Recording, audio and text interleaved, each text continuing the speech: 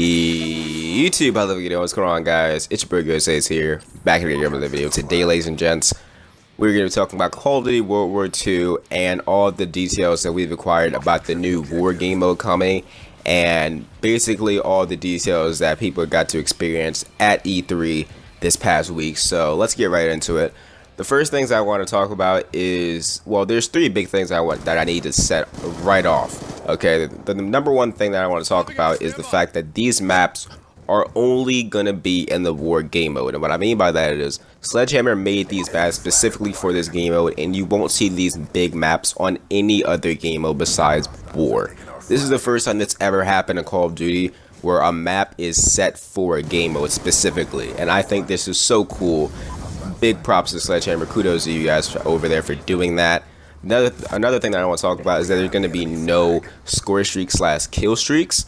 So it's going to be really cool to see how people react when there's going to be strictly gun skill, like basically really old school Call of Duty. You don't rely on your streaks or anything like that, just straight gun skill and teamwork. Next thing, and the final thing that I want to talk about before I get into the details of the game mode. These maps are dynamic. What I mean by that is, as you progress through the game mode, the map's going to change. They're going to give you many objectives to do while you're doing your main objective, and your map's just going to change. You're going to do different things. You're going to bring certain things onto the map that weren't there in the beginning. It's a really cool dynamic thing that you just have to experience on your own. But let's get right into the game. So essentially, War is a very team-based game mode, and it is very competitive.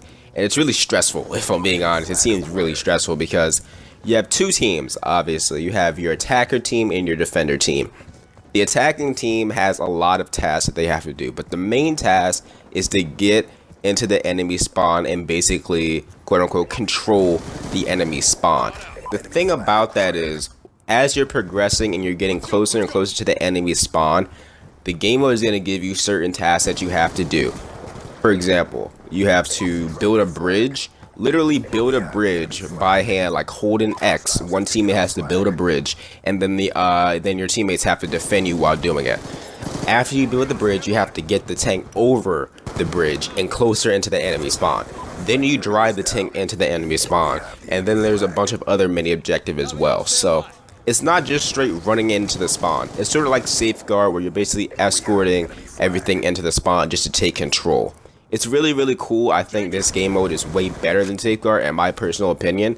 But it is way more teamwork oriented because, like I said, you have to do stuff like build bridges together. You're literally building bridges with your teammates. So this is a really competitive and team-based game mode that's really cool.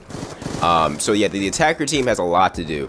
Basically, as a defender team, all you have to do is just make sure that you're doing your best to make sure that the attacker team takes forever to get into your enemy spawn, because it's a great chance that they're going to get into your enemy spawn because the attacker team can do things like get inside the enemy tank and destroy you, like missiles and the MG42 on the tank.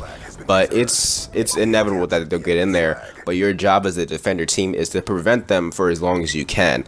And then after they get into your spawn, there's going to be a timer that says how long it took for them to get in.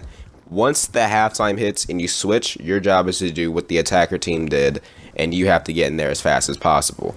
Whoever gets to the spawn fast enough and takes control of the game wins the match. So in my opinion, this War game mode is really nice. It's going to take place of uplink, because obviously there's going to be no more uplink in a boots on the ground game. There's no more advanced movement, no more jetpacks or any bullshit like that. So rip uplink, but in my opinion, I think this War game mode is going to be way more fun to watch, and I think it's going to be way more fun to play as well with a bunch of friends or just a bunch of teammates. And you can definitely expect the MLG teams to be doing this at major events, and it's going to be really fun to watch and really fun to play. You're definitely going to be seeing some War game modes commentary on this channel, maybe in the beta, if it's in the beta. I'm not even sure if they're going to do that.